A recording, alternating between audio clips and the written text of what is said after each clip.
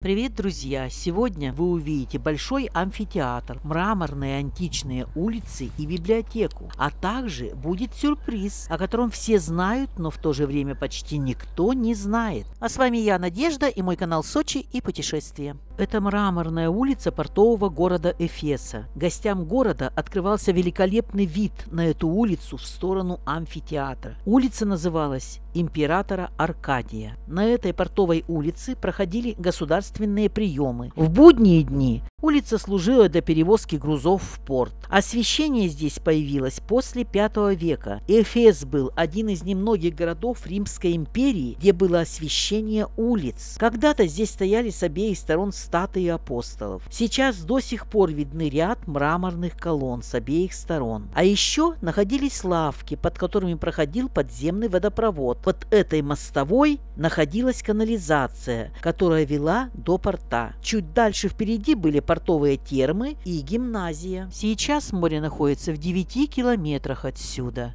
Это большой амфитеатр в Эфесе. Их здесь два. Один малый, один большой. Вот этот большой, где проходили всякие соревнования гладиаторов. В этом амфитеатре до сих пор еще идут концерты. Приезжают сюда знаменитые какие-то артисты. Красивая подсветка включается. И проходят концерты здесь. Мраморные дороги. Все сделано из мрамора. Амфитеатр. Большой амфитеатр. Может быть, какую-нибудь часть и можно будет посмотреть. Мраморные.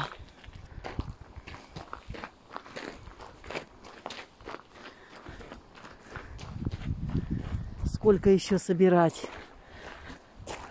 Повыкопали. Сколько еще собирать? Вот эта гора. Там все идет город. Все, раскопки, раскопки. Вот будут копать, наверное, к самому туда. Дальше.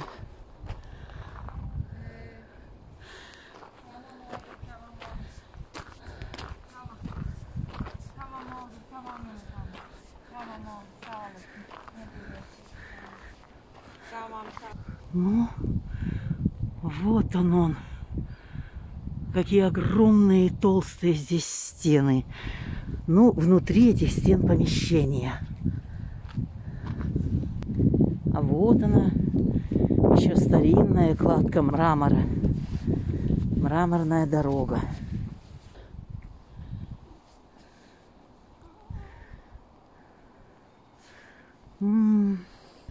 Рабочие работают.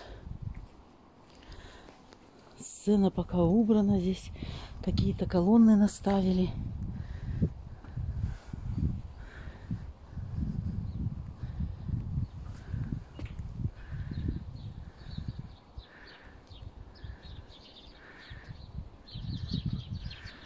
Все везде загорожено. Идет реставрация. Очень жаль. Вот там вот очень много входов, выходов. Там мы ходили по этим там коридорам внутри амфитеатра этого, ходили по коридорам. Вот здесь вот сейчас, если будет видно, вот тот выход на арену. Оттуда выходили гладиаторы, выбегали звери, с которыми они дрались. Амфитеатр, половина, все на реставрации. Очень жаль.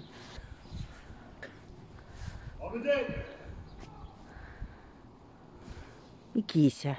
В Эфесе очень много кошек, слишком много кошек. И такая легенда гласит, что они здесь живут на 2 мира. В наше время и уходят в прошлое время, живут вот в 2 мирах. Их здесь никто, в принципе, не кормит. Это город нежилой. Здесь только туристы. Но кошки все упитанные и ухоженные, как домашние, обыкновенные. Точно, наверное, живут в прошлом мире, в другом измерении живут и сюда приходят, прибегают. Очень жаль, к сожалению, все полностью на реставрации.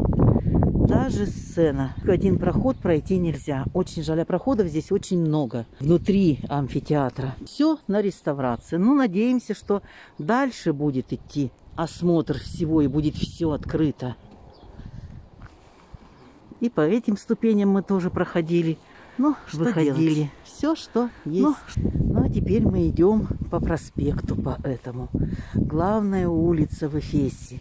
Мраморная улица вся.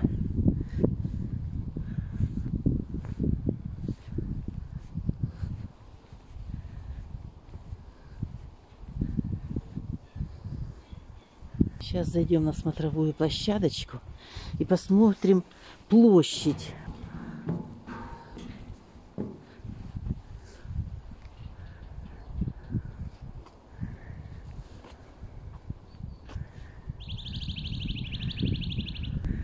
Вон сколько накопали. Все это будут расставлять в нужное место. Очень много, вон их там видно. Это все были лавки, магазины. Вот они со всех сторон. На площадь мы еще зайдем. И там посмотрим на нее.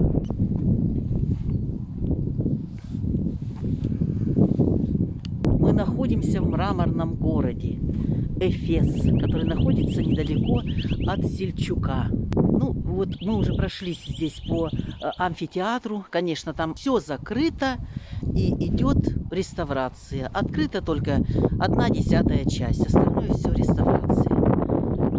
Надеюсь, что дальше будет все открытым, и мы посмотрим много еще чего интересного. Но Эфес – это город, которому 2500 лет.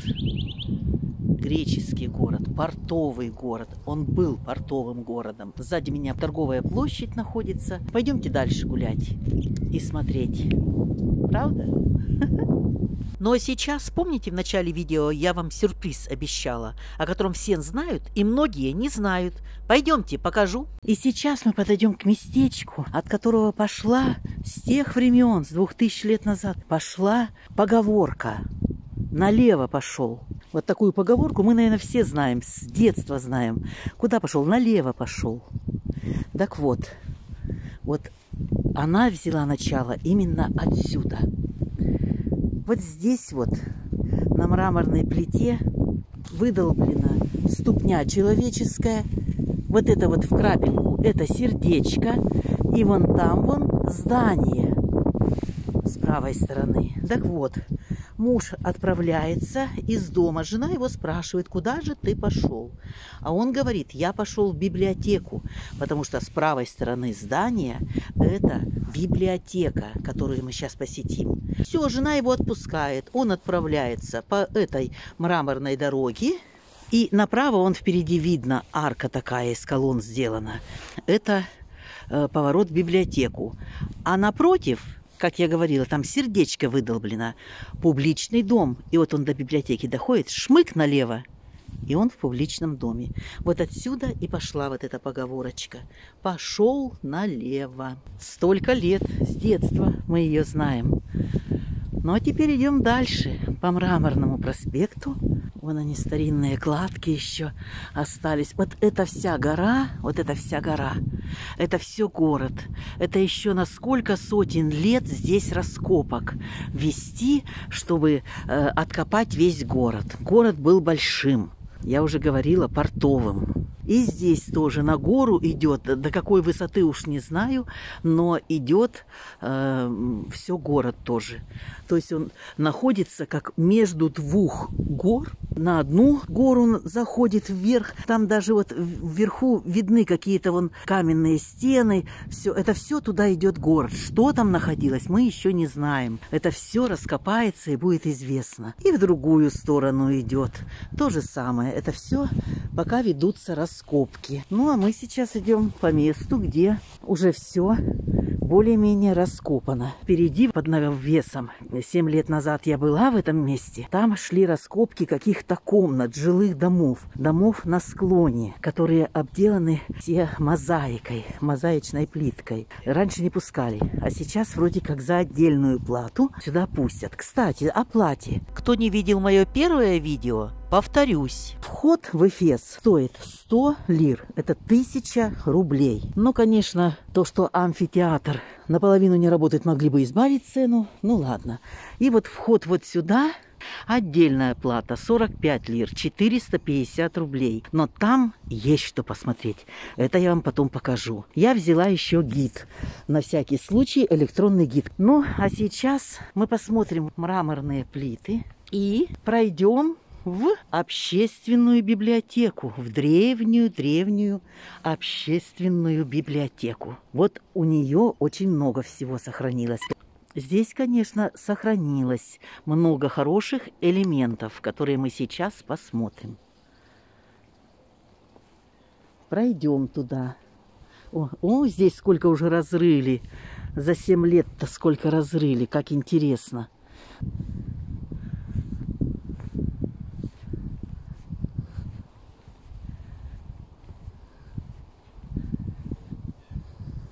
Но мы здесь побываем еще, как я говорила. В этой стороне находился публичный дом. Там мы побываем. Это святое.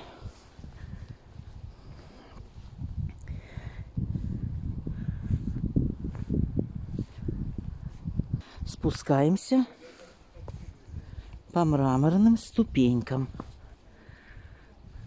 И к библиотеке.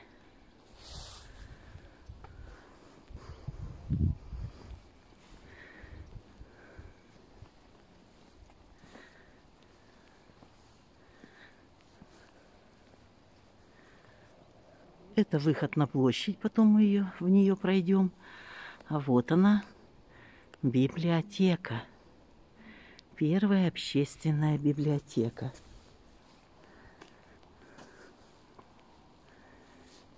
Канавы сделаны. Ну, около нее какие-то строения там все идут.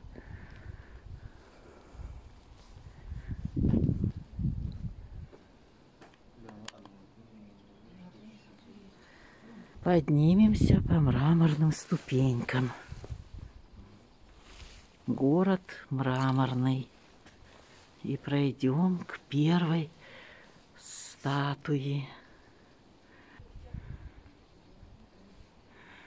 Какие потолки!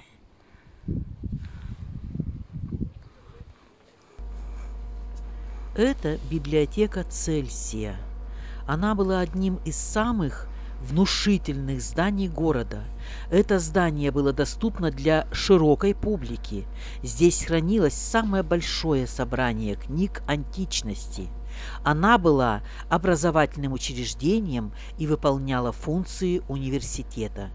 Книги сюда попадали по наследству или пожертвованиями. В то время книги имели форму свитков и хранились на полках, похожих на шкафы. Библиотекарями были поэты или ученые. В 262 году читальный зал библиотеки был сильно поврежден после землетрясения. Здание было обнаружено в 1905-1906 годах при раскопках.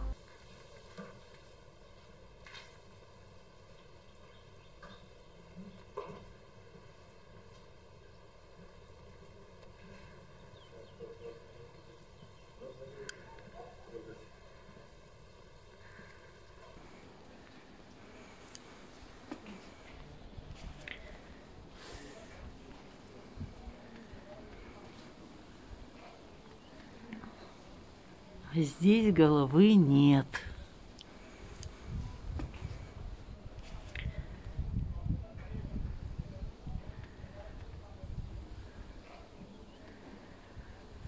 Здесь головы нет.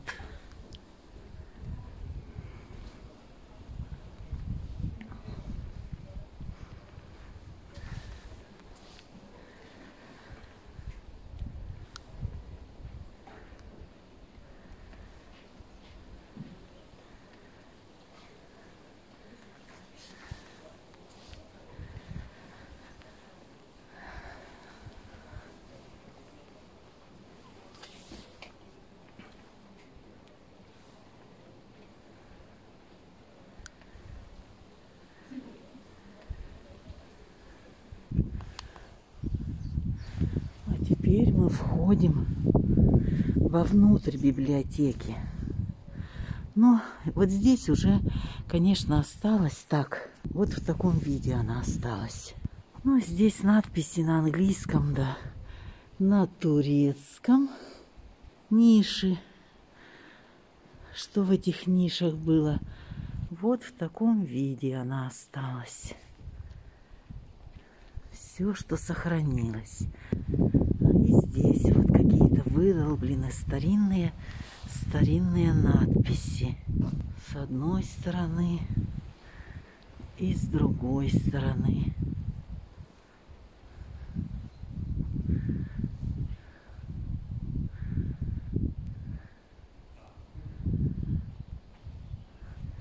По-видимому, здесь было много написано. Вот остаточек, кусочек остался.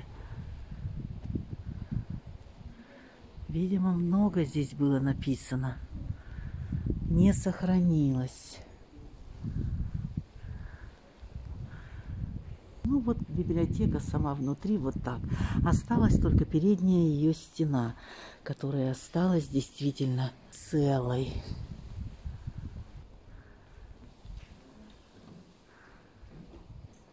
Еще этаж. Она была двухэтажная.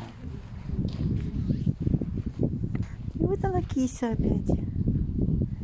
Чистенькая, ухоженная, упитанная кися.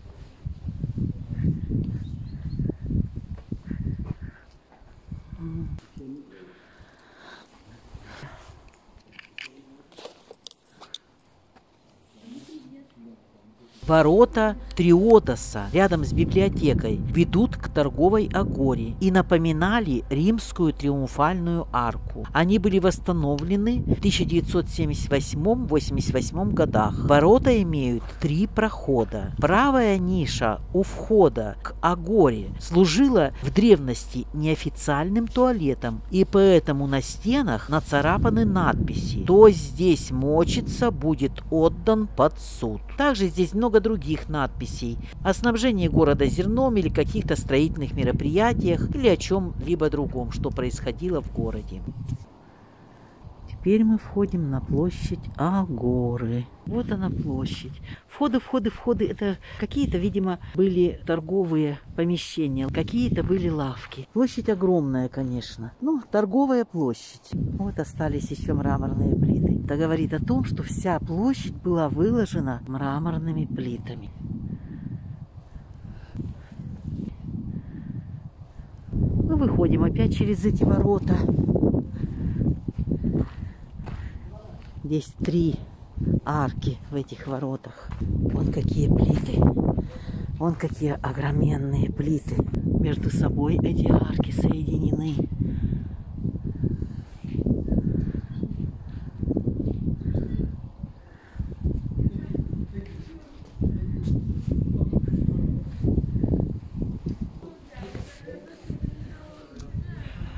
Вот какой-то саркофаг стоит тоже здесь.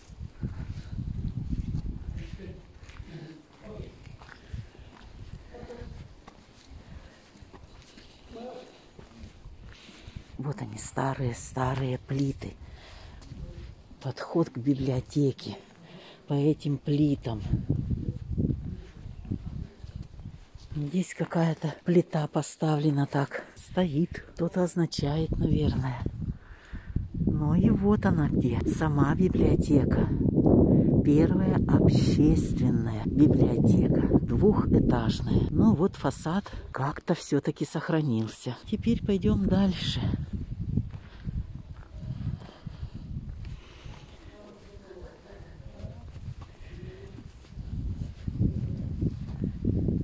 Выходим опять на этот мраморный проспект. Вон он какой длинный.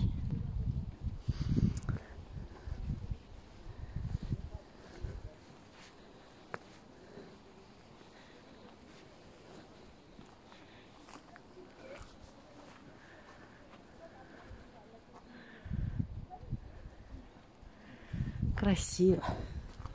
Так, здесь мы сейчас побываем. Что-то там завалили. Обрушилось, что ли. Вообще-то там было хорошо все. Но сейчас пойдем сюда. В следующем видео мы заглянем в богатый дом, где ведутся раскопки. Прогуляемся по дому любви. Заглянем в общественные туалеты. Побываем на смотровой площадке и увидим место, где по приказу Клеопатры была убита ее сестра. А также прогуляемся по мраморным улицам, заглянем в укромные местечки и увидим много чего интересного. Чтобы не пропустить все это, подписывайтесь на мой канал, а если это видео вам понравилось, то ставьте лайки. Пока-пока, до встречи!